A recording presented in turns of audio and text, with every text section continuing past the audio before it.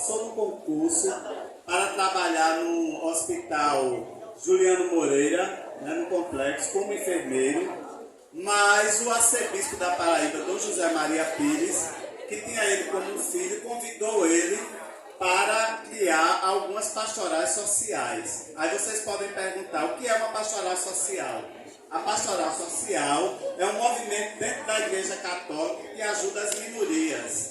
Quem são as minorias? As mulheres, as pessoas pretas, as pessoas indígenas, a comunidade LGBTQIAPN+, né, as pessoas com deficiência, as profissionais do sexo. E aí, Eliton criou todas essas pastorais sociais e começou a desenvolver as artes, né? Ele era poeta, cordelista, cineasta, era ator, autor, era escritor, lançou livro de poesia, produziu mais de 1.500 vídeos documentários, foi premiado, né, nacionalmente no Festival de Curta em Salvador.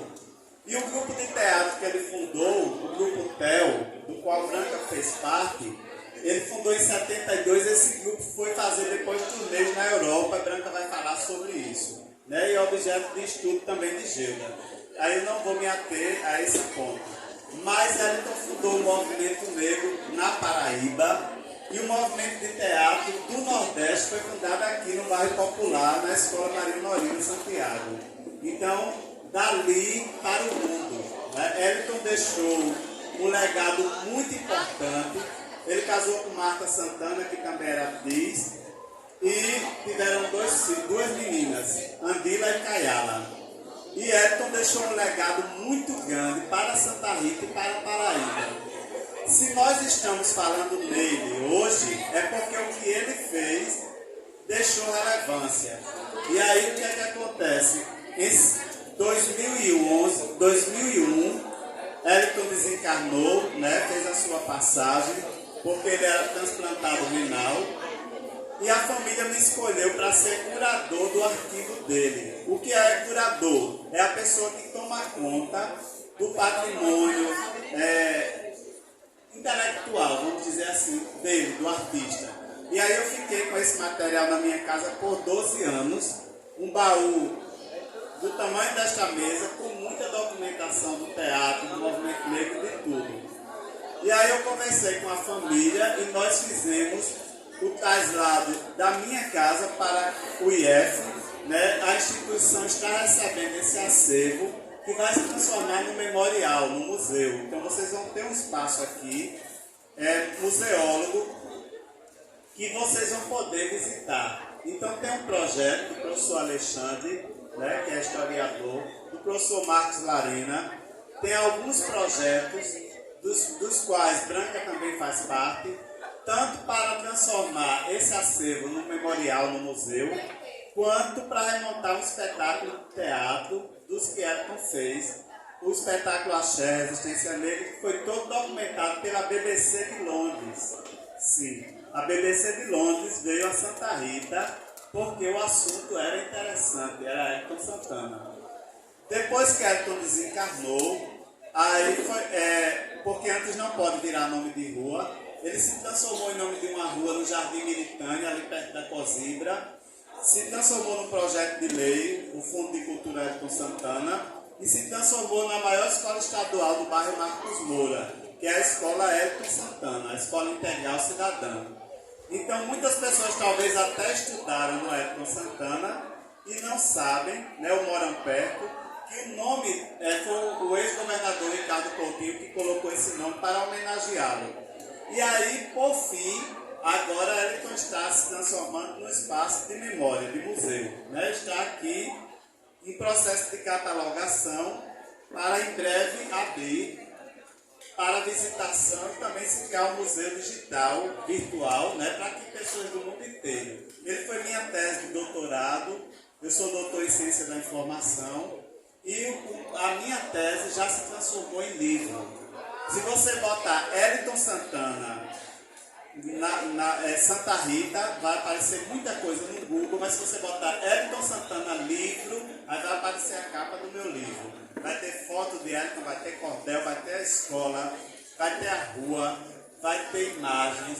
Então tem muita coisa. Elton era um homem preto, de família simples, daqui de Santa Rita, morou no bairro Popular até falecer, né, desencarnar, e deixou um legado que eu tenho muito gosto, porque às vezes as pessoas têm vergonha de dizer que são de Santa Rita. Ao contrário de mim, eu tenho orgulho de dizer que sou daqui, né? Tenho muito orgulho de ser professor da Universidade Federal e não morar em João Pessoa, porque eu escolhi morar aqui, eu escolhi viver aqui. E meus objetos de estudos são todos de Santa Rita. E Everton é um desses, de pesquisa, né? E é um projeto de vida nosso, deixar a memória dele salvaguardada para as próximas gerações.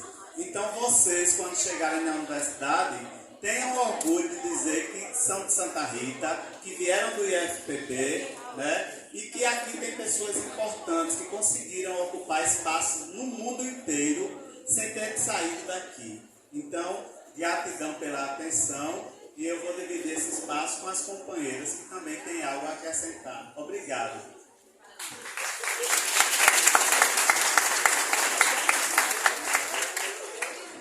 Na verdade, a gente agradece, reforçando aí, o professor Alexandre me escalou aqui para mediar, mas não tenho que mediar com 3 pessoas que, na fala delas, vão perceber o quão importante para a cidade de Santa Rita, né? O professor Valdir é um parceiro nosso, é um parceiro que lutou literalmente para que existisse o Campo Santa Rita, FPB, ok? Numa conjuntura em que o prefeito na época fez tentar negar a existência do FPB. Esse cabinho aqui, ó, Santa Ritense, foi para um carro de som, um trio elétrico, e foi brigar pela existência do IFPB Campo Santa Rita. Eu pediria ao pessoal, por gentileza, que se encontra aí na periferia do espaço, que pudesse, naturalmente, ou sentar, ou calar, ou sair, por gentileza, para que não atrapalhe o nosso processo aqui. Gostaria de pedir também aos monitores, por gentileza, que pudessem ajudar nesse sentido, ok? Percebemos que quase 90% aqui da turma está querendo ouvir a nossa história. Esse é um espaço que nós conquistamos com muita luta para que vocês pudessem escutar, entre outras coisas, entre outras histórias, entre outras realidades, entre outros projetos, a história e a realidade de alguém que fez história em Santa Rita. Ok? Muito bem. Então, o Alexandre me convocou para ser mediador e eu falei para ele, viu, Valdir? Eu ser mediador numa concepção dessa, mas em função, naturalmente, de ter outras obrigações daqui a pouco, eu estou aqui tentando fazer esse papel. A Gilda Carla, já passei para o último, Branco. A Gilda Carla é uma amiga de longa história, trabalhamos juntos com a Isabel, dividimos porta com porta com Isabel, cafezinho, café da manhã, café da manhã, arroz, tudo. 4 anos passamos junto lá, viajamos junto, é uma pessoa que tem história. E toda vez que nós viajávamos, qual era a temática? Santa Rita. Santa Rita. Quero voltar para a minha terra, contribuir com a minha terra. E eu sei que vocês também se identificam, porque estou percebendo no olhar de vocês, que se identificam com a ideia de empoderamento santarritense, ou de pimperibilidade, como ela nos apresentou esse conceito anos atrás, né?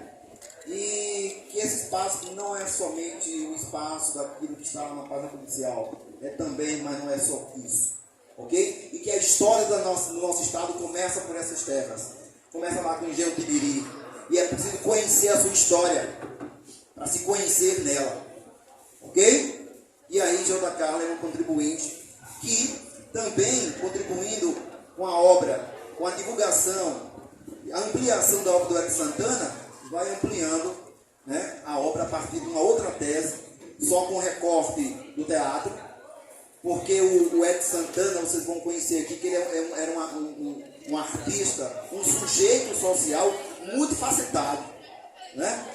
Na gíria do esporte, é o cara que batia o escanteio e corria para cabecear. fazia de tudo, ok? Então eu vou passar a fala aqui para a Gilda e depois passar a fala para essa mulher aqui formidável, que eu tive o prazer de conhecer ano passado. Fez uma performance na 7ª CEI, lá no Coreto, né? Que tem a sua marca história na cultura de Santa Rita. E essa mulher aqui fez uma performance, né? Um monólogo, né? De gesto e de música e de expressão que nos emocionou bastante. Levanta a mão quem estava aqui no Coreto ano passado. Levanta a mão. Então, algumas pessoas estavam aqui o ano passado, a maioria aqui no primeiro ano não estava. Então, Branca é uma pessoa que conviveu ao lado do Hélito, representando sua criação, né? Então, é uma figura viva que vai dar o testemunho da representação da arte de Hélito Santana, da nossa terra. E é preciso ouvir com atenção. E por isso que eu fui e serei conosco eu preciso, com a necessidade do silêncio, do compromisso, da responsabilidade e do respeito com os nossos convidados. Professora Gilda Carla.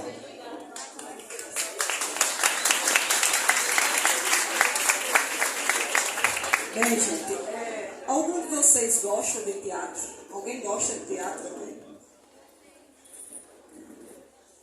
Pronto, desde criança eu gosto muito de teatro, né? Inclusive, quando eu era criancinha mesmo, se quando alguém perguntava o que eu queria ser, era ser atriz, né? Mas não desenvolvi esse lado, talvez não tenho talento, né? Mas resolvi estudar o teatro, né? Eu disse, se eu não posso ser uma pessoa do teatro, eu vou analisar o teatro. E na minha lembrança, né, tinha um grupo de teatro que era promovido, né, por esse empreendedor cultural que era Hélito Santana.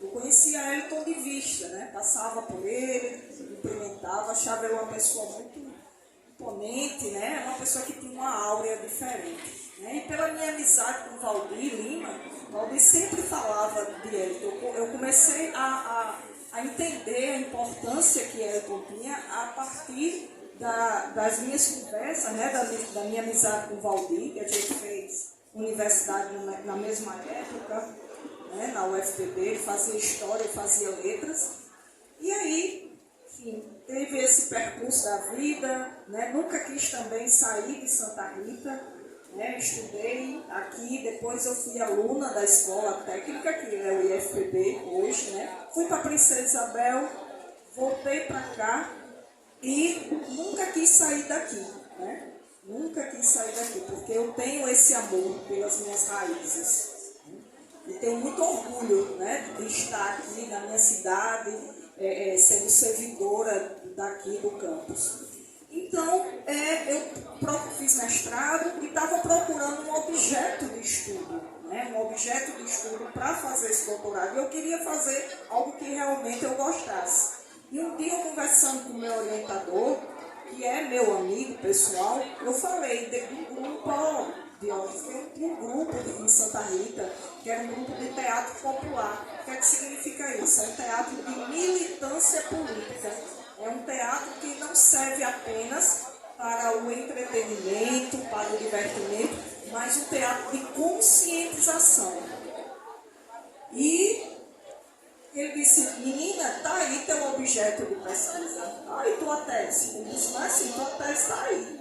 Né? Então, vislumbrei essa possibilidade, fiz o projeto, fui atrás de Valdir, a pessoa que eu tenho como referência, né? Valdir estava terminando o doutoramento dele, então me ajudou muito, me ajuda até hoje. Foi a partir das fontes que o Valdir criou, né, que eu comecei a fazer. E é muito importante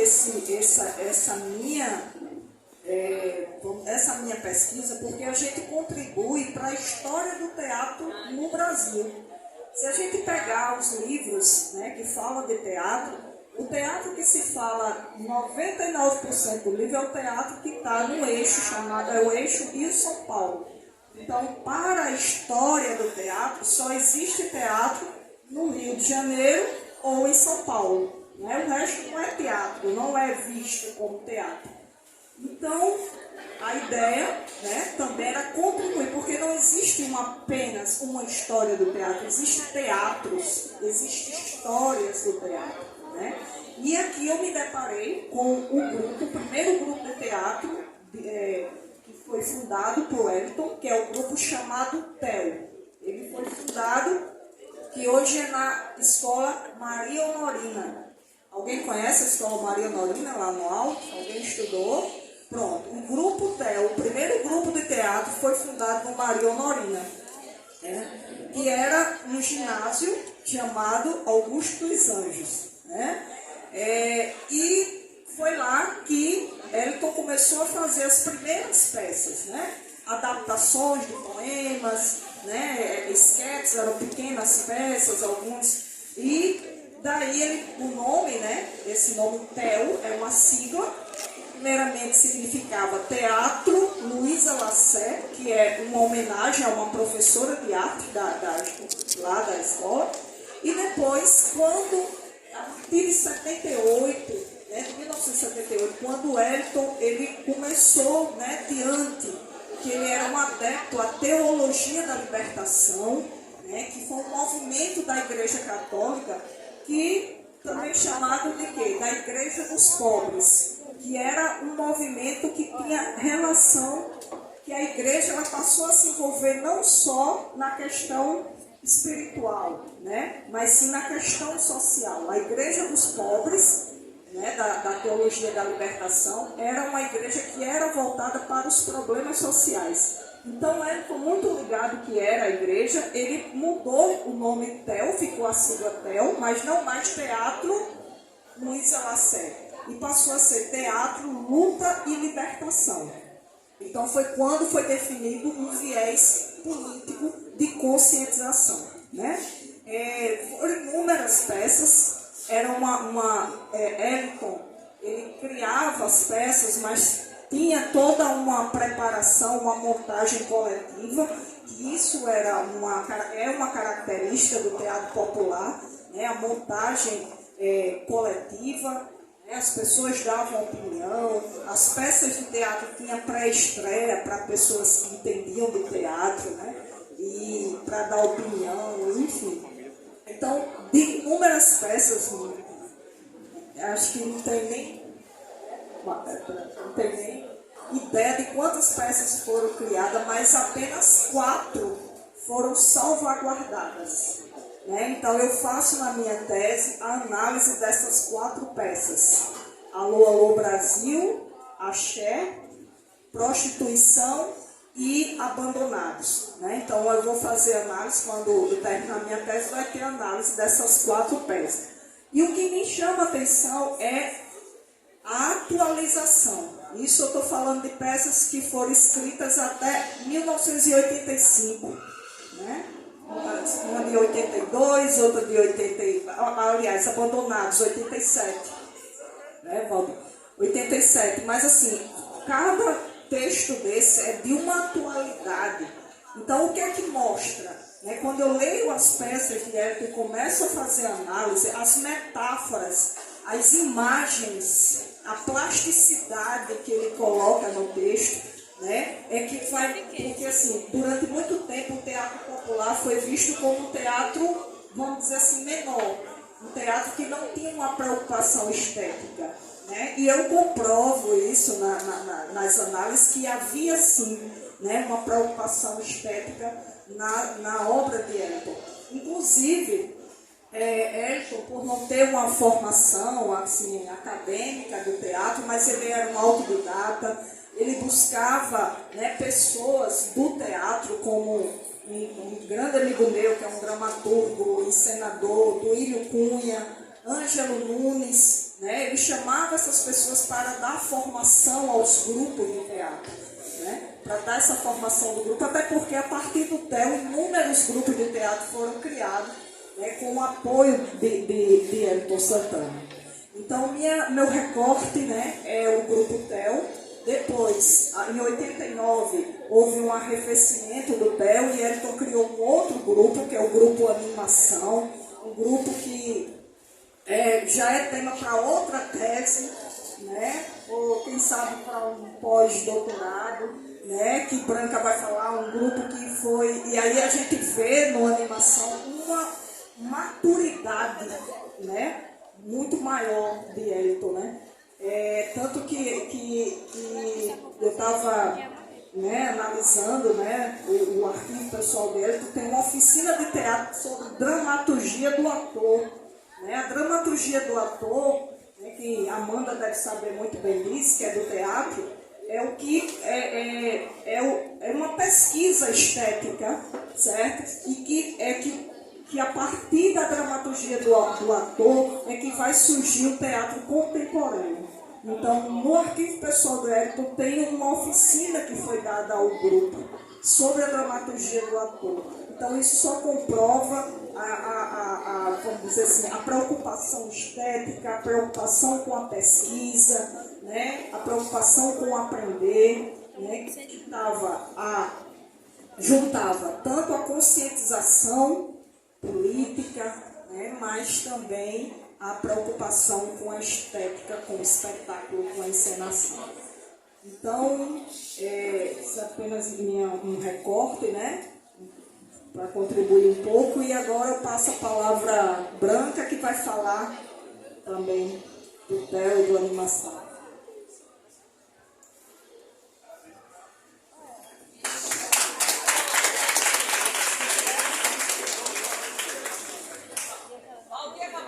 Parabéns pela defesa da sua tese. Eu não uso microfone, eu odeio usar.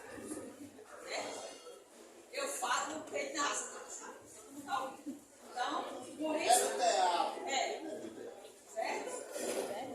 E aí, quem quiser me ouvir, faça um pouco de silêncio e atenção. Certo? Eu não vou falar muito, porque Gilda falou tudo o que foi necessário, que precisava. Né? Eu só vou falar um pouco de como eu entrei no espetáculo, no teatro, como eu ingressei, como eu convivi com ele. Eu conheci ele, eu tinha 12 anos, eu morava pertinho da Maria da Cúdio para a população assistir os espetáculos. E a minha família é uma família muito pacata, vindo do sítio, né? A minha mãe não permitia que eu saísse, principalmente à noite, para ver esse tipo de espetáculo, porque muita gente dizia que era coisa de Xangô, de Umbanda. Minha mãe, muito católica e muito carregada de preconceitos, né, ela não permitia, e eu fugia. Eu sempre bati de frente para minha mãe.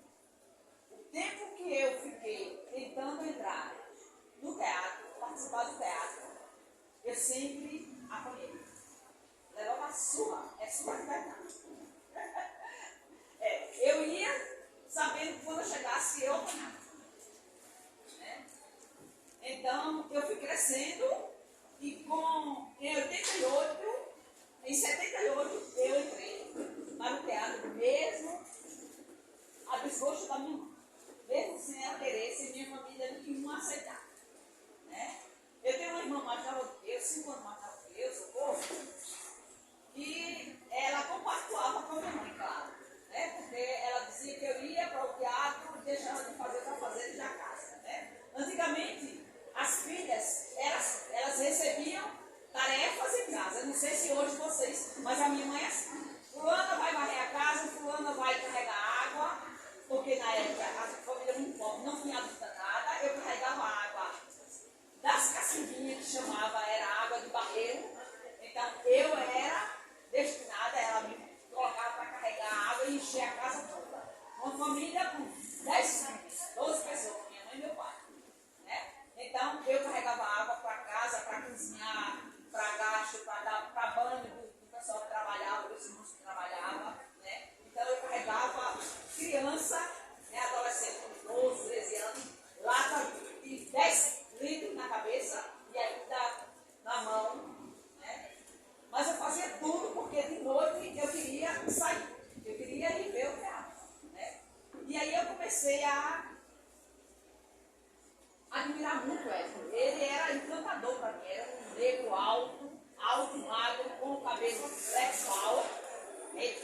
assim enorme. Na época, nos anos 70, ele subia Severo Rodrigues de tamanco.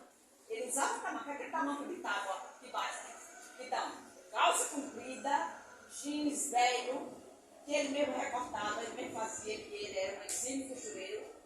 Né? Ele não exercia, mas ele sabia costurar, sabia desenhar, riscar. Então, bolsa compridona, a tiracola de estopa. Então, era uma pessoa que chamava atenção. E aquilo me chamava atenção. Eu queria estar ali perto. E minha mãe não permitia de jeito nenhum. E sempre que eu saía para segui-lo, para ver as coisas, quando eu chegava em casa, eu apanhava. Era uma surra. Mas aí eu fui apanhando e fui tomando gosto. Não, fui tomando gosto pelo teatro e fui me acostumando com as pancadas, com a surra. Era como se aquelas pancadas me fizessem, me fortalecessem. Eu ficava mais ainda desobediente, que não era desobediência, né? Era meu dom, eu queria aquilo ali. Eu queria fazer teatro. Eu nasci atriz e minha mãe não sabia. Minha mãe não aceitava o que eu fizesse. Porque as amigas dela muito diziam assim, cuidado que quem faz teatro usa maconha. Quem faz teatro se prostitui. Aí minha mãe é uma mulher muito católica, muito também engajada nos movimentos sociais. Ela participava do grupo de mães e da promoção da mulher. A minha mãe me levou para participar da promoção da mulher, né? Trabalhar com as prostitutas, né? Com as trabalhadoras do sexo, para me poder ver a realidade das prostitutas, para me fazer desistir do teatro. É incrível. Além de eu ser, porque eu com 10 anos a minha mãe teve um AVC, ela estava até de 10 e ela teve um AVC, que ela tem, faz 52 anos que ela tem sequela de AVC. Né? Ela ficou 3 anos sem falar, sem andar, sem conhecer nada, mas depois ela retomou a vida e voltou a ser a dona de casa, que ela sempre foi, a mãe bem dura, bem rígida. Né? E aí, ela me levou, eu participei da promoção da mulher, e foi na promoção da mulher, e aí ela se enganou, porque eu fiquei mais perto ainda de ele, porque ele também participava. E aí quando ele escreveu a peça A Prostituição, ele disse, eu tenho um personagem para você. É o personagem principal. Você vai entrar no grupo, vai continuar desobedecendo a sua mãe. Você vai continuar a entrar no grupo e você vai ser a prostituta que vai ser solicitada para ir para o quarto com o freguês. Uma pessoa, um cara que vai lá na prostituta, escolhe a mulher para ir. E tem que ver. Eu entrei no grupo. Quando a minha mãe soube que eu ia participar do espetáculo chamado A Prostituição e que eu ia ser solicitada para fazer uma transa, né? Uma transa na frente de todo o público, eu levei uma surra enorme. Eu fiquei com calos na cabeça, porque ela me parecia com a bengala e ela na eu lembro como fosse hoje, eu disse, a senhora me bateu, mas eu não vou desistir, eu vou sair. Se a senhora me colocou para fora, eu tenho que ficar, eu vou ficar na casa dela. E eu entrei no espetáculo, e no espetáculo lá, era um biombo, aberto em cima e embaixo, onde a plateia via as nossas cabeças daqui para cima e via nossas pernas do joelho para baixo. Então, no momento do espetáculo, o pessoal via quando eu tirava a saia, jogava em cima do biombo, quando eu tirava a blusa, quando eu tirava o sutiã, né? E eu me abraçava com o ator, né? E todo mundo via a gente, as cabeças passando, simulando uma transa, as pernas simulando uma transa, né? E muita gente ficou impactada com isso. Mas eu estava de roupa muito amarrada, por baixo, né? E ele também. Era só uma simulação de uma dança. Mas era tão bem feito que o pessoal ficou tão assim, impactado, que na plateia tinha casais, famílias assistindo, e que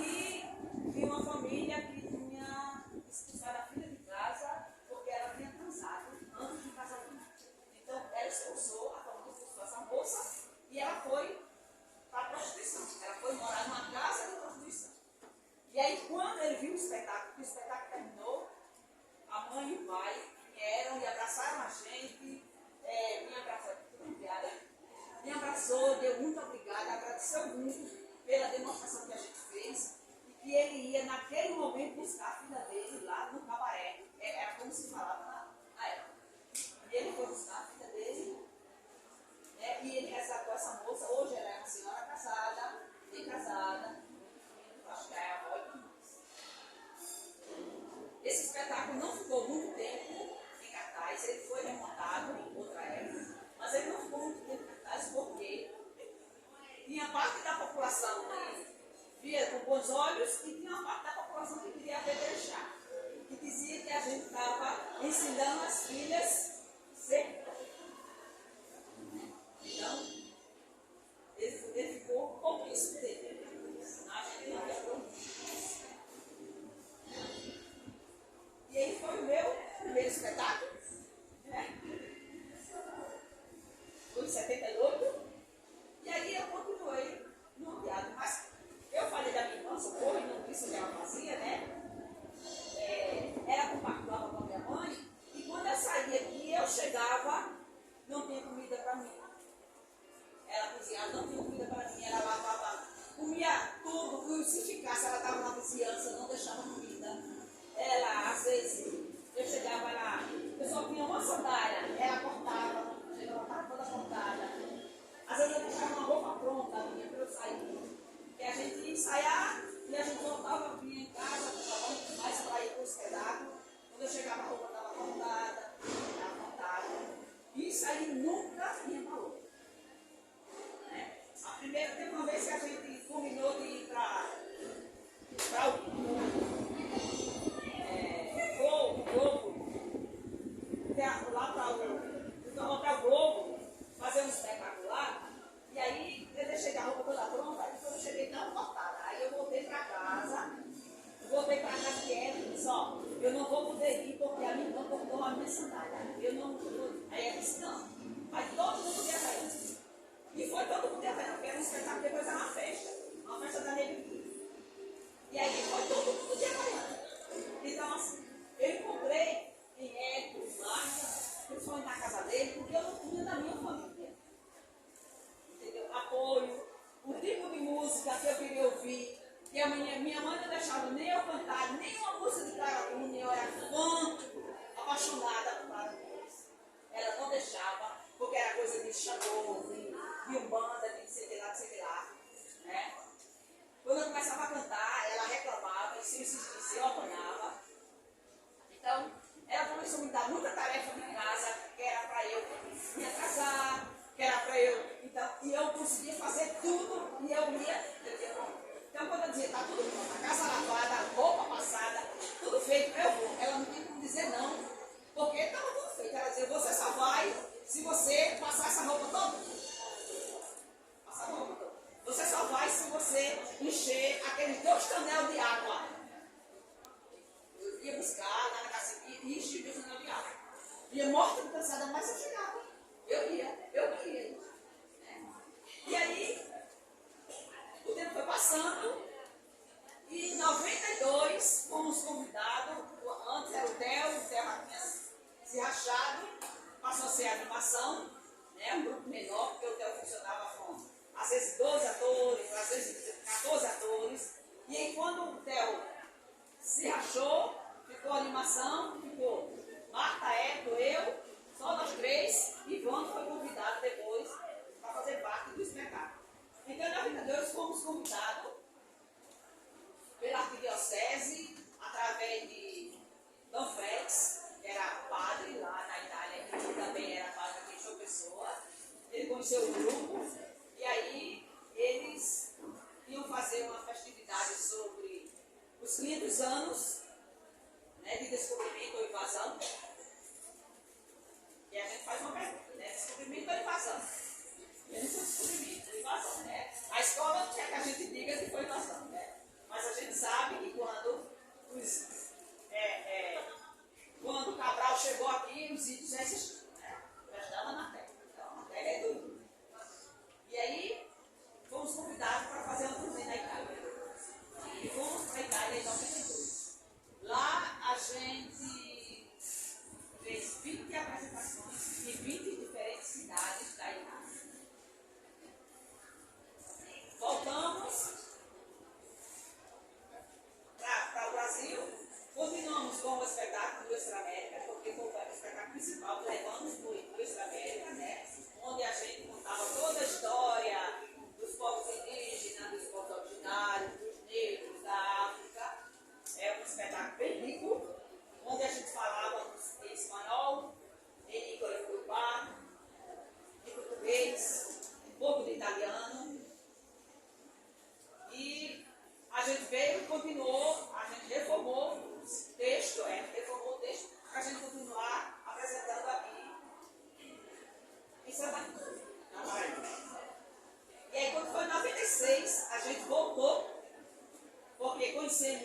casal, onde levava a gente para toda a cidade que a gente precisava, no carro, Ana e Henrico.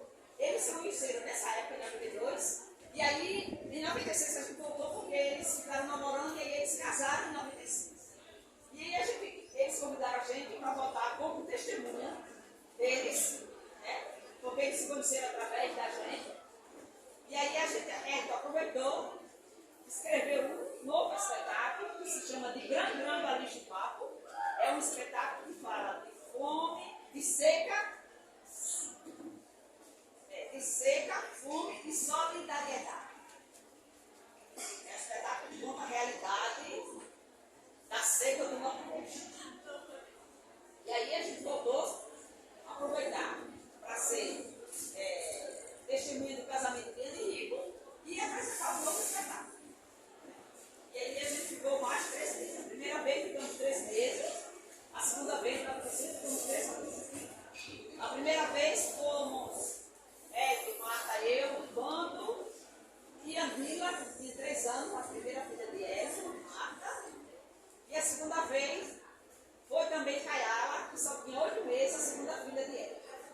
Elas deviam estar, mas como elas ficaram órfãs, né? E elas só têm elas por elas agora e a mim, né?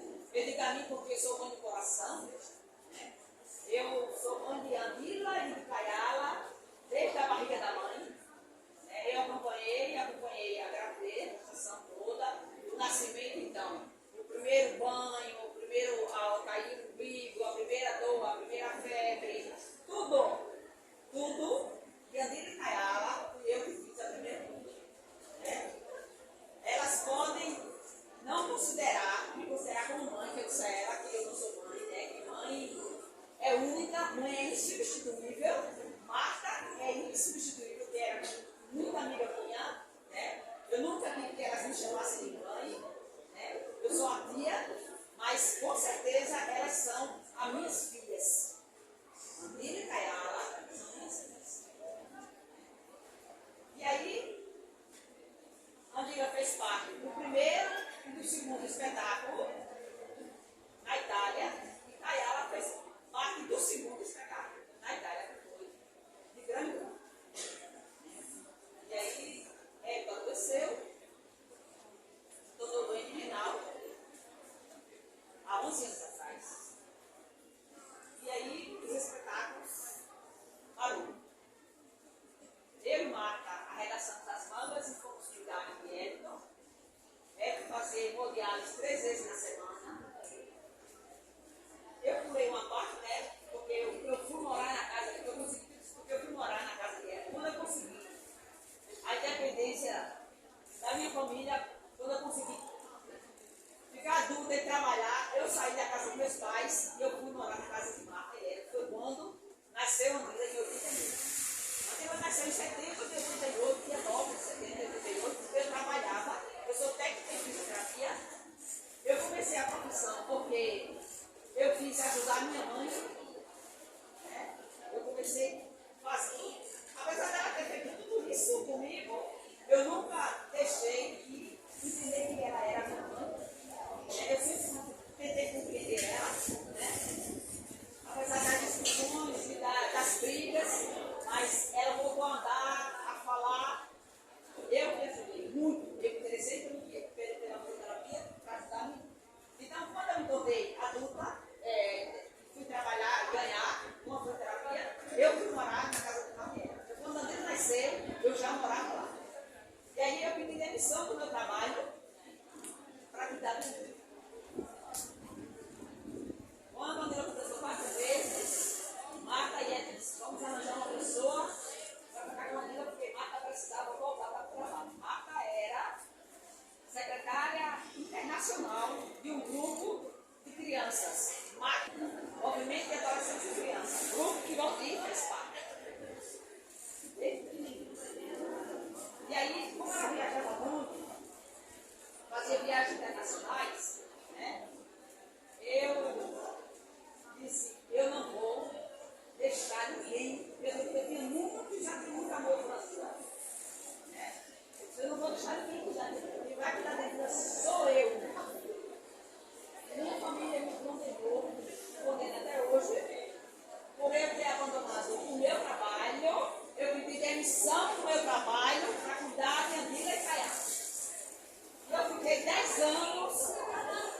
grupos para cuidar da Nandira e Caiara. 6 anos depois nasceu Caiara. Aí eu continuo.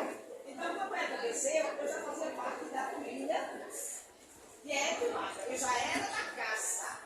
Eu tinha independência na família para pegar dinheiro, fazer feira, para decidir as coisas, tudo.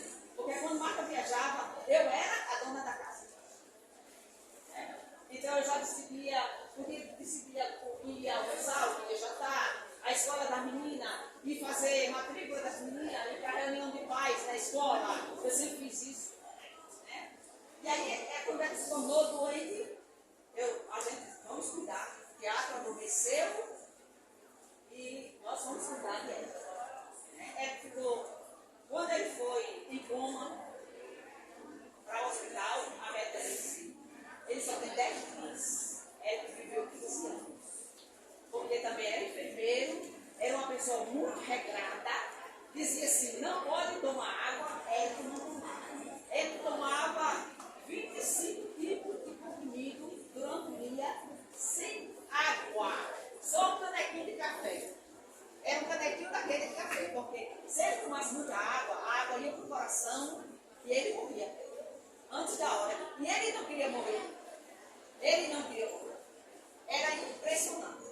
Né? As pessoas chegavam na casa dele para visitar: olha, você está assim. A pessoa chegava para baixo e saía para cima, porque ele levantava. Ele nunca deixou, né, a bola cair. Nunca deixou. Né?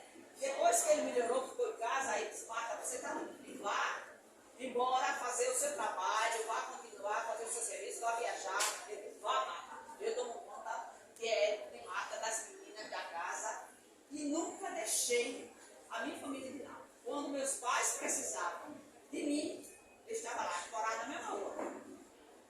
Eu estava lá. Meu pai precisava de internado, eu estava lá. Quem ficava no hospital era ele.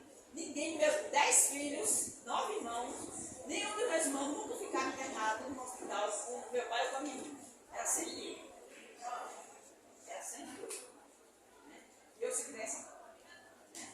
E aí, fizemos o teste, vários amigos, fez o teste para ver quem era compatível com o sangue de Érico para doar o rim. 15 amigos fizeram o teste. Eu também fui. E eu fui a única que mais me aproximei.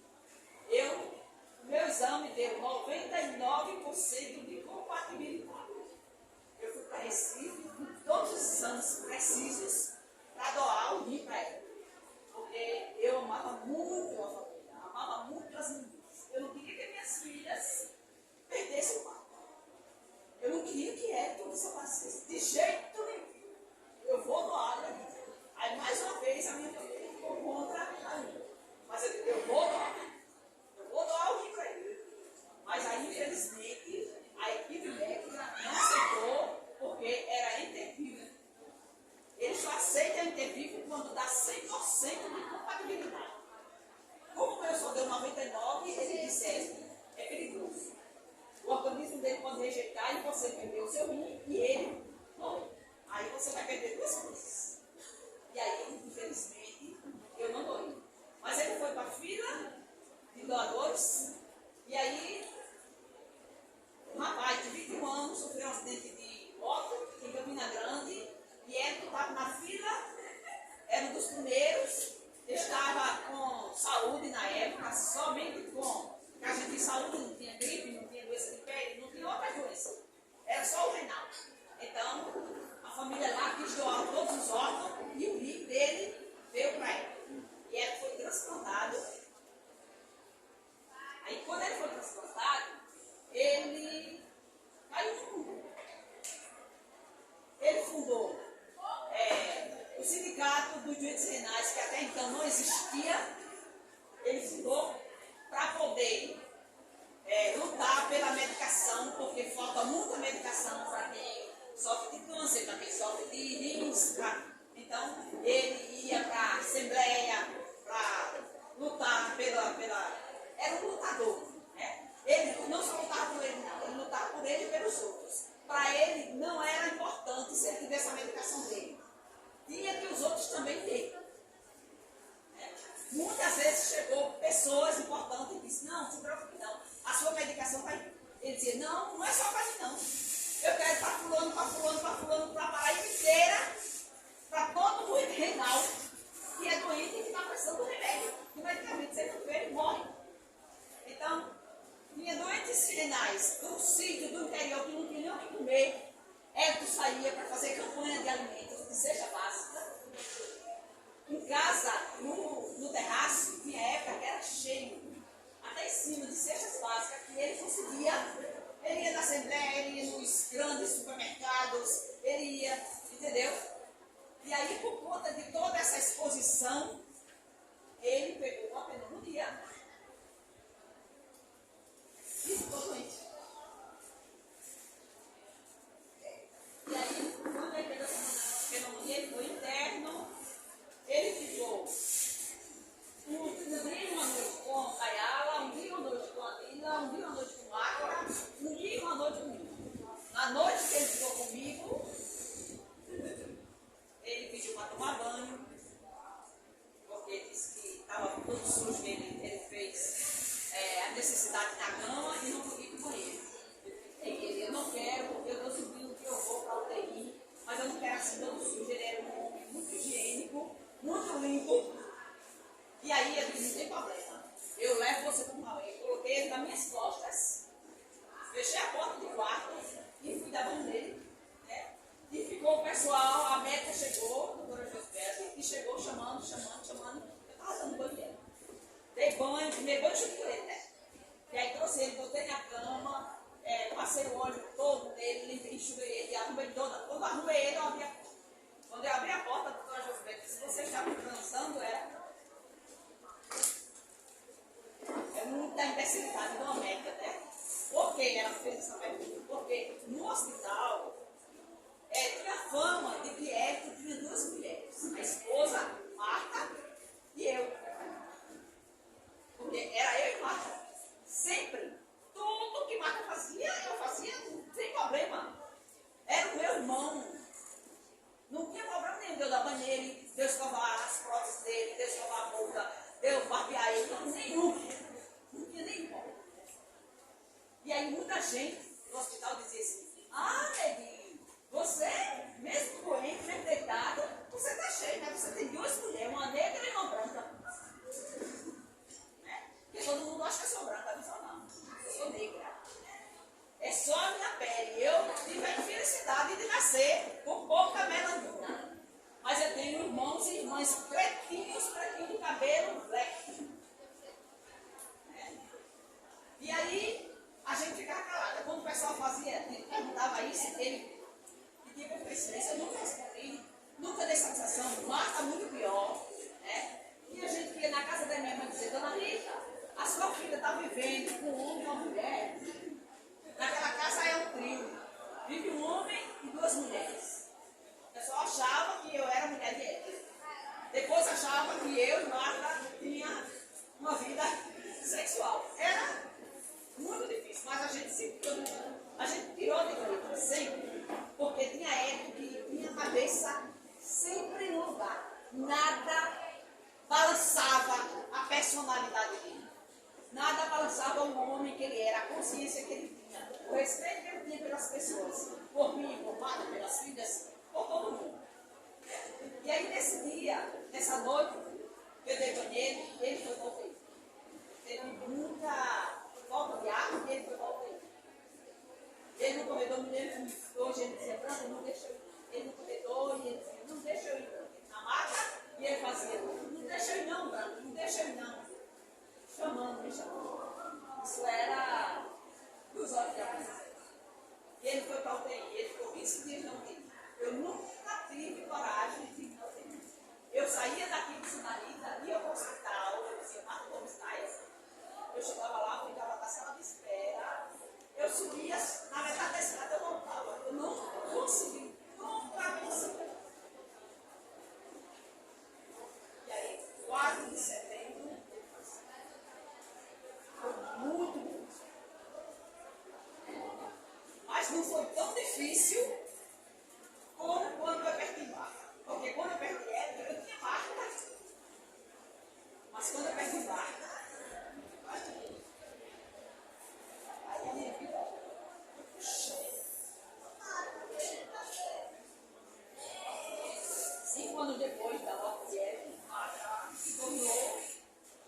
irmãs que não amam. E ela faleceu 3 anos. E ela faleceu em plena pandemia. Dia 24 de março. Então, ele morreu no dia que nasceu com 61 anos. Marta morreu no dia que nasceu com 61.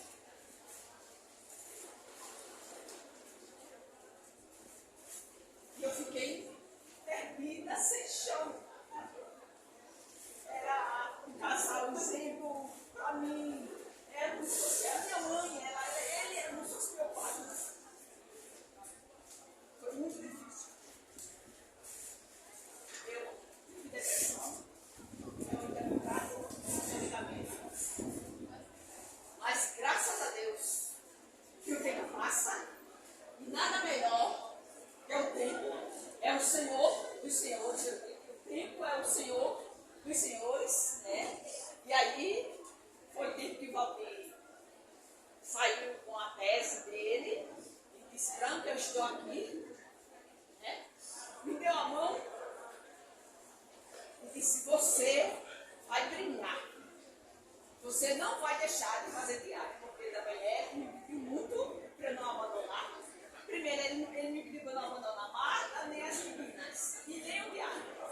Marta me pediu para eu não abandonar as meninas, nem o teatro. E aí Valdir disse: eu estou aqui, você vai brilhar. E eu estou aqui, estou voltando como atriz, sozinha. A primeira vez que eu pisei no palco sem Marta e Hélio foi em Alagoa Grande, na cidade que Marta nasceu, no Teatro Santo Inês. Eu apresentei um pedacinho do espetáculo de Gran Galincho do Papo para uma turma de Valdir, para uma aula de campo, que ele faz aula de campo, e toda aula ele me carrega. Graças a Deus que ele me leva. E aí, quando eu piso no palco, eu sinto Marta e Hélio lado a lado comigo. Eu fiz o espetáculo, não consegui terminar, cortei algumas coisas porque foi muito difícil, né? Mas eu consegui. Né? E aí, quando eu terminei, graças a Deus, eu voltei para o palco. Eu renasci. Eu estou aqui.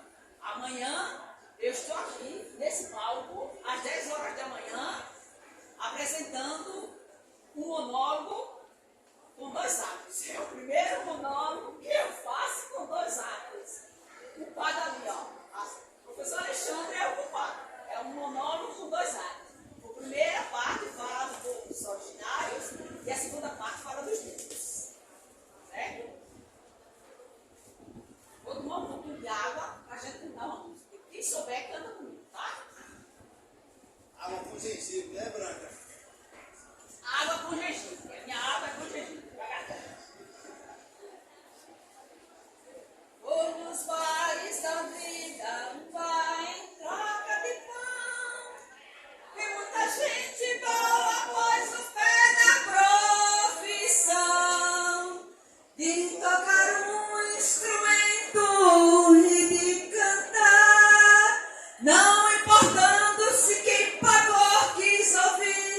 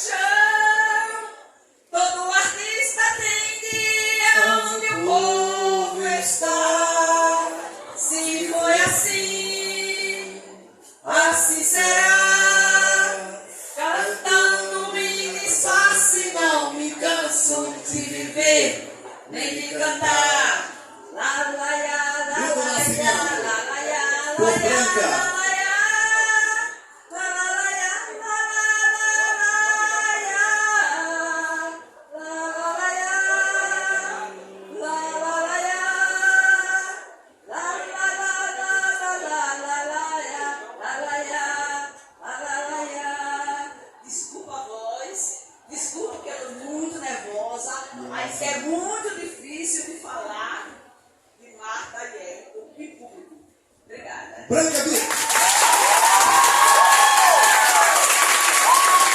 Pensando no nosso tempo, viu? Muita história, né? Muita verdade, muita emoção.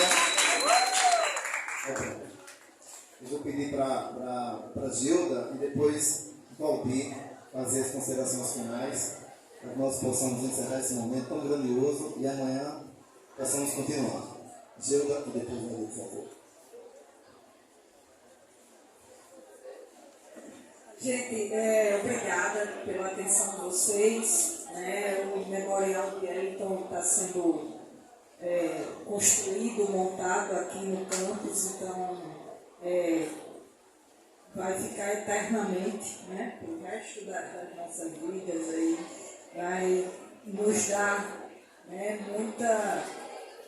outras pesquisas virão a partir dessa documentação e eu, se Deus quiser, eu vou estar aqui, né, para dar continuidade a essa pesquisa, né, e deixar o nome de Elton, de Marta, em evidência. Eu gostaria de agradecer o convite do IF, dos organizadores e organizadoras do evento, e da atenção de vocês, da nobreza de vocês, né, por ter nos escutado por tanto tempo. Gratidão. E em breve o memorial estará pronto e disponível para vocês. Muito obrigado. Amanda, nós te agradecemos, em nome do NEU, né, do Núcleo de Estudo Humano da Linguagem, capitaneado pelo nosso professor Alexandre. 2 palmas e meia, professor Alexandre! 2 palmas e meia! Pronto, aí a nossa saudação ao código, ok? E espero com certeza que o dia de hoje seja mais um dia na história da construção da memória do Elton Santana, ok? Lembrar do nascimento é para arrebentar, né, Leia? É um clássico da MPB. Ela foi um clássico aí, meu amigo, isso é para arrebentar o nascimento das Minas Gerais. Milton Nascimento, para quem não sabe, se aposentou dos palcos, grande emoção, grande contribuição, né? E é isso, Amanda, o encerramento para nós ir para outra etapa, depois do lanchinho e depois segundo momento. Ok, então nesse momento nós teremos aqui a entrega do certificado. A Ariana está aqui. Deixa eu ver quem pode, o professor Alexandre pode ajudar aqui, entregar o certificado. Nós temos o certificado dos nossos convidados, os mediadores dos convidados. Fazer a foto aí com o certificado. Olhem para cá, ó. Nossa equipe de mídia aqui sempre presente, acompanhando todos os acontecimentos do evento, registrando cada minuto, cada momento, cada presença. Muito obrigado, Gilda. Aqui quem vai entregar? Karina vai entregar o próximo certificado. Karina vai entregar para a Branca.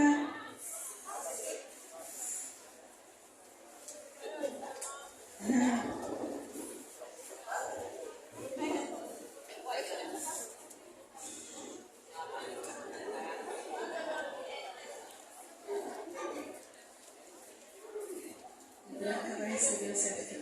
A atriz também fica nervosa. Cadê Yara? Yara vai Quase entregar. não posso me levantar. A foto para registrar a visita, a presença, a participação nesse evento. O professor Valdir vai receber também o certificado pela Yara. A foto. E além disso, além do certificado, uma foto conjunta aí. E vocês vão receber uma lembrancinha. Uma lembrança aí para vocês não esquecerem da gente, não esquecerem desse momento. Eu quero também. Professor Alexandre, por favor.